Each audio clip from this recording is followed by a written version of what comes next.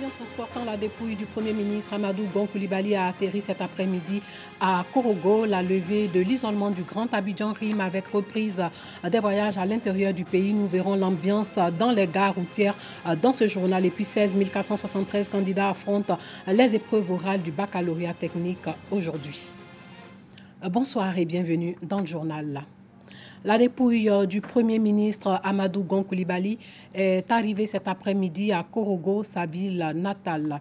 Les populations de toute la Côte d'Ivoire, Tengrela, Boundiali, Ferkessédougou et d'autres régions du pays sont venues rendre un dernier hommage à Amadou Gon Coulibaly avant son inhumation le vendredi prochain à Korogo. Bien avant, une prière en hommage au défunt Premier ministre Amadou Gon Coulibaly a été dite à la grande mosquée de la Riviera Golfe en présence du président Alassane Ouattara. Lecture coranique et bénédiction ont marqué cette étape. Dans la matinée, la grande famille du RHDP réunie autour du chef de l'État Alassane Ouattara a rendu un hommage ce matin au Premier ministre Amadou Gon Coulibaly au parc des sports de Trècheville. Les militants ont témoigné leur reconnaissance à celui qui a été un modèle de loyauté. Et puis les jeunes de la ville de Korogo ont organisé une marche blanche et silencieuse en hommage du Premier ministre, en hommage au Premier ministre Amadou Gon Coulibaly. La procession est partie du siège local du Rassemblement des oufouettistes pour la démocratie et la paix, le RHDP, et s'est achevée au domicile familial des Gon Coulibaly, où la jeunesse de la ville, dans toutes ses composantes, a présenté ses condoléances à la famille. La jeunesse de Korogo s'est engagée à prendre une part active à l'organisation des obsèques du Premier ministre pour lui traduire toute leur reconnaissance. Un autre sujet à présent, reprise des activités dans les gares routières d'Adjamé et d'autres communes. Après 4 mois d'isolement du Grand Abidjan, de nombreuses personnes peuvent voyager librement. Cependant, tous les transporteurs n'ont pas repris. Aujourd'hui. Ils se préparent à reprendre du service les jours à venir. 14 heures. Nous sommes à la gare routière de la commune d'Adjamé. Almami Touré, gérant d'une compagnie de transport, qui assure la ligne Abidjan-Agnibilécro à Boissou, échange avec son personnel pour la reprise des voyages à l'intérieur du pays après la levée de l'isolement du Grand Abidjan par le Conseil de sécurité. Après la rencontre, inspection des véhicules immobilisés depuis 4 mois. Mécanique, climatisation, tout passe au peigne fin. Ici, la reprise a un coût. On est en train de remettre les véhicules en marche ce matin, donc il y a un aspect mécanique qui coûte de l'argent, bien sûr. Il y a des batteries qui ont lâché, il y a des problèmes de carburation à remettre en route. Il y a un aspect administratif. On a suspendu les assurances, il faut les réactiver, ça a un coût.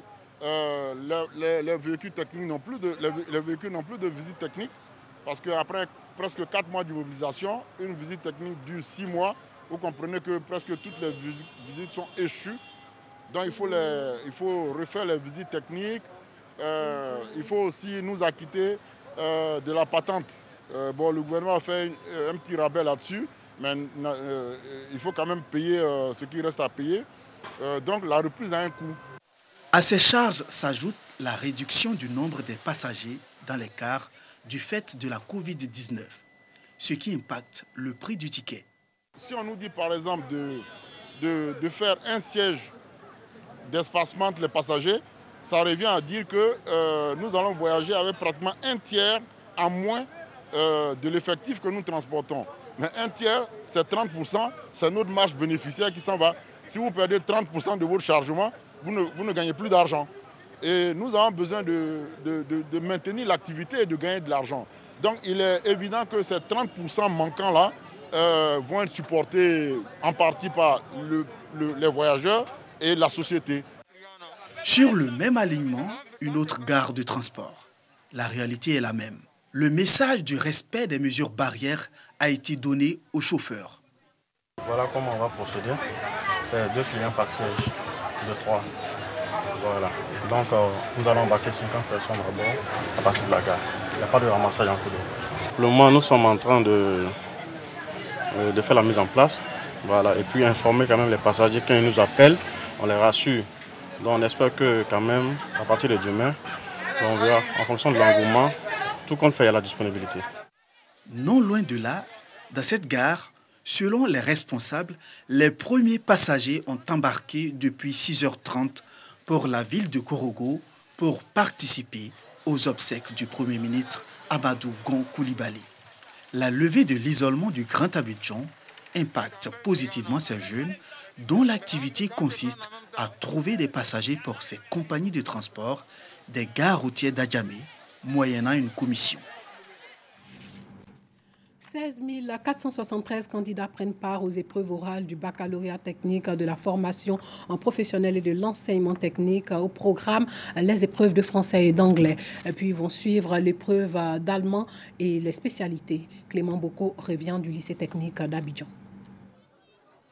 Lycée technique d'Abidjan, il est 8h moins le quart. Les candidats doivent se plier au contrôle systématique des pièces d'identité et des convocations avant l'accès à l'établissement. Puis, lavage des mains obligatoire pour tous les candidats au baccalauréat technique session 2020. Dans quel état d'esprit vous abordez ces épreuves-là? Bon, disons que j'essaie de ne pas stresser, ça va. Pour ce qui nous est donné, on a fait de nos mieux, on a bossé pour venir préparer ces euros. Alors, vous partez confiant? Oui. Par la grâce de Dieu, par l'aide de Dieu, nous sommes confiants de faire ce qu'on nous a appris.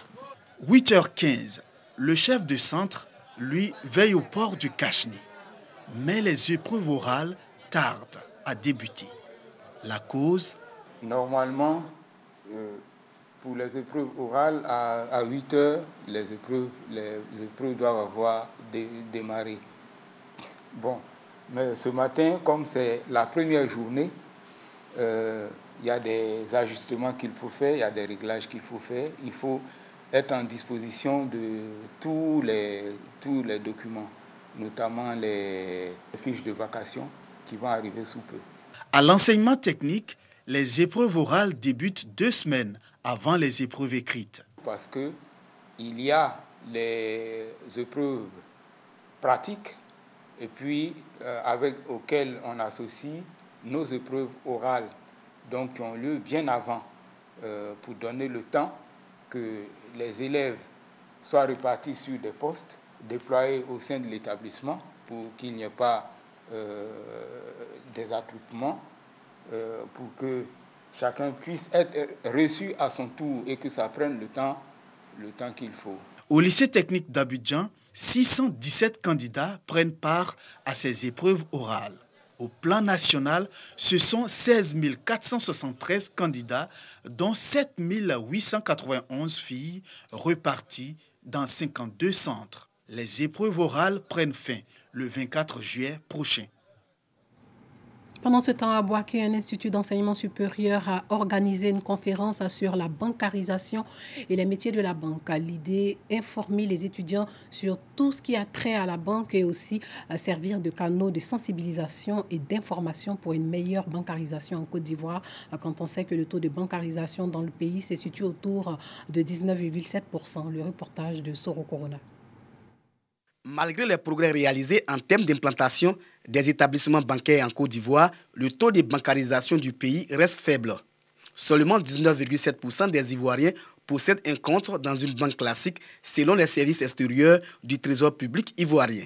Pour relever ces taux, des initiatives sont prises pour sensibiliser les populations sur l'importance de la bancarisation. À Boaké, un institut d'enseignement supérieur a organisé une conférence sur la bancarisation et les métiers de la banque. Cette conférence, pour dire aux étudiants, la classe là c'est bon, mais un professionnel hors de la classe, c'est aussi mieux. C'est comme un cours magistral, c'est pour donner des repères à nos étudiants. Pendant plus de 2 heures d'horloge, les étudiants ont été instruits sur les avantages de posséder un compte bancaire. Le conférencier a mis l'accent sur les métiers de la banque, le fonctionnement et comment créer un établissement financier. Il faut aller vers ces populations-là pour leur expliquer le bien fondé de la banque et quelles sont aujourd'hui les facilités aujourd'hui pour ouvrir des comptes. Il y a des comptes pour les jeunes étudiants, c'est avec 0 francs et ils ont la possibilité là d'apprendre cette éducation financière, cette culture financière à travers ce type de comptes. Cette conférence a permis aux apprenants de cet institut de faire une incursion dans le milieu bancaire. Avant, je négligeais un peu ce domaine-là, mais au sortir d'ici, je m'engage à désormais bancariser toutes mes entrées. Le conférencier a mis en mission les participants, celle d'être des vecteurs d'amplification de la sensibilisation sur l'importance de la bancarisation. Ces conférences doivent se répéter afin que chaque Ivoirien puisse détenir un compte bancaire.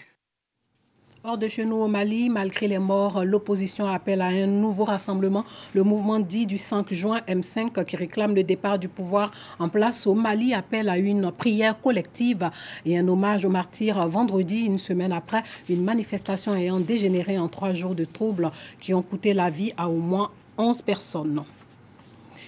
La présidence congolaise, elle, a annoncé aujourd'hui dans un communiqué la démission du président de la Cour constitutionnelle de la République démocratique du Congo, placé sous sanctions américaines dans un contexte de tensions liées à l'indépendance de l'appareil judiciaire.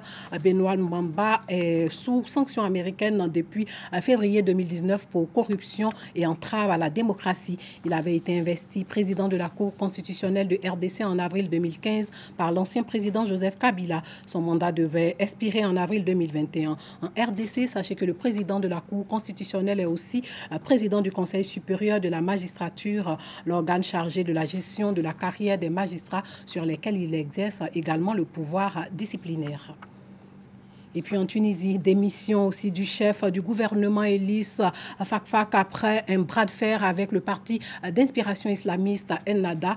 Le désormais ex-premier ministre précipité vers la sortie par des adversaires politiques est sous le coup d'une enquête pour conflit d'intérêts. Ennahda, qui compte 6 ministres au gouvernement mais se sent marginalisé au sein de l'exécutif, avait relancé de façon pressante cette semaine ses appels à changer de gouvernement, mettant en avant les soupçons de corruption pesant sur le Premier ministre. Fakfak est sous le coup d'une enquête pour conflit d'intérêts accusé depuis fin juin de ne pas avoir cédé la gestion de ses parts dans une entreprise d'assainissement ayant remporté des marchés publics ces derniers mois.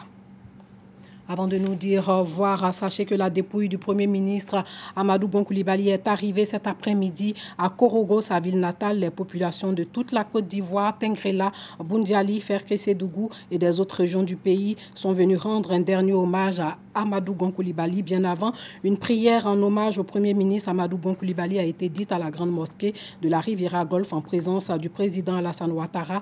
Lecture coranique et bénédiction ont marqué cette étape. Et puis dans la matinée, la grande famille du RHDP réunie autour du chef de l'État Alassane Ouattara a rendu hommage au Premier ministre Gon Coulibaly au parc des sports de Trècheville. Les militants ont témoigné leur reconnaissance à celui qui a été un modèle de loyauté. Et puis les jeunes de la ville de Korogo ont organisé une marche blanche et silencieuse en hommage au Premier ministre Amadou Gon Coulibaly. La procession est partie du siège local du Rassemblement des Oufouettistes pour la démocratie et la paix, RHDP, et s'est achevée au domicile familial de Gon Coulibaly, où la jeunesse de la ville, dans toutes ses composantes, a présenté ses condoléances à la famille. La jeunesse de Korogo s'est engagée en outre à prendre une part active à l'organisation des obsèques pour traduire toute leur reconnaissance au Premier ministre Amadou Gon Coulibaly.